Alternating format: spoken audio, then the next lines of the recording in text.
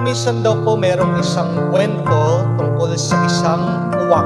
At ito daw pong uwak dahil maitim siya, hindi daw po siya masaya. Lumilipad daw po yung uwak, nakakita po siya ng swan. Nilapitan po ng uwak yung swan, sabi niya, nakakainggit ka naman, sana swan na lang ako. Buti pa ikaw, napakaputi mo, habang ako naman napakaitim ko. Siguro ang saya-saya mo. Sumagot naman daw po yung swan.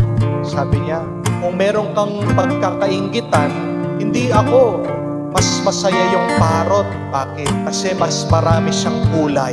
Puntaan mo siya dun sa zoo. Lumipad daw po yung uwak dun sa zoo. At nakita nga po nung uwak, napakaraming tao, tinitignan, pinipicturan yung parrot. Pagkaalis daw po ng mga tao, nilapitan daw po ng uwak yung parrot, sabi niya, nakakainggit ka naman. Sana ako na lang ikaw. Buti ka pa, napakarami mong kulay. Very colorful ka habang ako, maitim lang ako. Sana parrot na lang ako. Siguro napakasaya mo. Sumagot naman daw po yung parrot, sabi niya, alam mo, mas kainggitan mo yung peacock.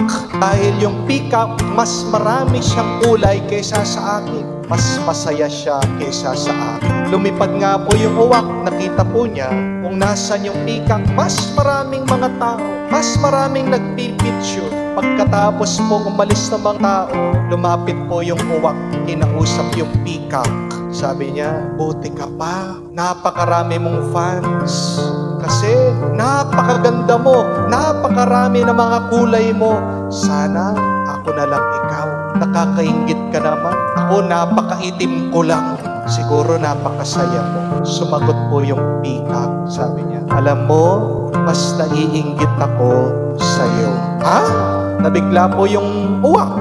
Bakit naiinggit ka sa akin? Ang itim-itim ko, ang pangit-pangit ko. Anong kinainggitan mo sa akin? Sumagot daw po yung peacock. Oo, tama ka nga.